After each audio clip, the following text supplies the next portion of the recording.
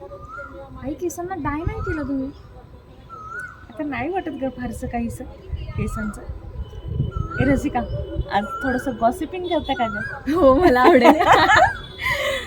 अगं म्हणजे मला असं खूप आवडतं बरं का, की अशा जुन्या जुन्या आठवणी काढायला.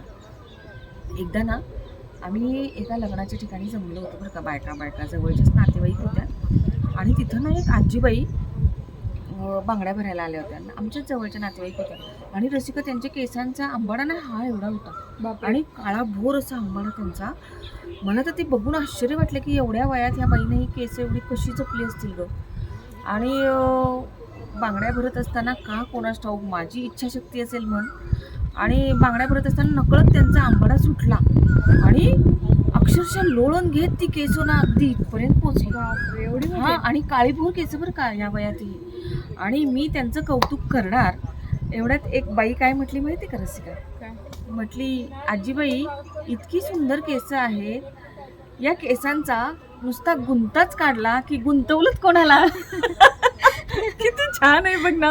आणि मी विचारच करत बसले की खरंच आहे ना हे, की आपल्या बाईचं आयुष्य कसं असतं ना. मला खूप आवडतं अगं असं छान छान आठवणी मनात रुंजी घालत बसवायला. खरंय. आई मी बऱ्याचदा असं नोटीस केलंय की जुन्या बायका म्हणा किंवा आजी म्हणा किंवा बाकी मावशा वगैरे असतात, त्या असं प्रत्येक वेळी भेटला ना की सारखं सांगत असतात, आमच्या वेळी ना असं होतं, आमच्या वेळी ना आम्ही असं केलं, आमच्या वेळी आम्ही हे कष्ट केले, आम्ही ते कष्ट केले. तुम्ही कधी असं सांगत बसत नाही हो? नाही अगं, म्हणजे माझ्या पण आयुष्यात काही कष्ट आले नाहीत असं नाही आहे. आम्ही सुद्धा आडाचं पाणी भरलं, आम्ही सुद्धा नदीला कपडे धुवायला गेलो. पण ना एकदा तुला सांगू का, सांगायचं नाहीचं कोणाला.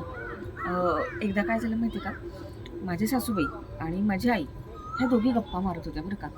आणि तक्रार काय माझीच दोघींकडनं. तर आमच्या त्या आईला सांगत होत्या की बघा की म्हणल्या, आपल्या काळात आपण कसं नदीला जायचो, कपडे धुवायचो, आजकालच्या पोरींना ॲक्वागार्डचं पाणी आहे तरी पण पाणी नीट वेळेवर भरायला नको.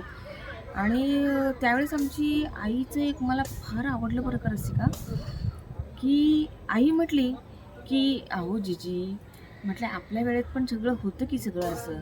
पण म्हटल्या आपली तर म्हणल्या बघा 13व्या वर्षी लग्न झाली, आताच्या पोरींची म्हणल्या 30व्या वर्षी लग्न व्हायला जातात. तुमच्या लक्षात येते का जीजी, 13व्या वर्षापासून आपल्याला नवरा होता व सोबत.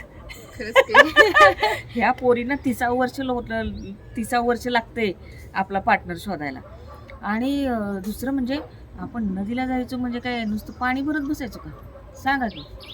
मैत्रिणीची तासभर गप्पा मारल्याशिवाय आपण घरी येत नव्हतो. आणि धुणं धुवायला जाऊ द्या, कशाला पण नदीला जाऊ द्या, आपल्याला वेळ होता. आता तुला एक रसिका सांगू का, तुला सुद्धा असं वाटत असेल की आईंचं किती बाई विचित्र ना, एवढ्या जॉबला जायच्या, घरातनं जायच्या सगळं आवरून बिवरून.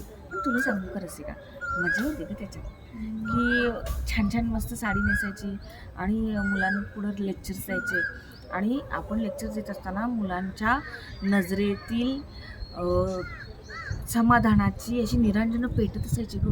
आणि ती आम्हाला आमनेसामने बघायला मिळायची. तसं तुमचं होत नाही की तुम्ही ऑनलाईन कामं करता, सकाळपासून रात्रीपर्यंत, रात्रीपेक्षाही जास्त तुम्ही कामं करत असता. आमचं 10 ते 5 वेळ ठरलेला होता. म्हणजे प्रत्येक पिढीला सोसणं आहे, पण त्या सोसण्यामध्ये आनंद शोधणं आहे. म्हणजे मला पण असं वाटतं की काय ही ऑनलाईन काम करते, माझं किती छान होतं, हा आनंद आहे. बरोबर ना. प्रत्येकानं आपल्या पिढीतला आनंद शोधला पाहिजे. तक्रारी करता कामा नये. मी आडावर पाणी भरायची, माझ्या सुनेला ॲक्वागार्डचं पाणी नाही. ॲक्वागार्डचं पाणी भरण्यात पण आनंद आहे आणि नदीवरचं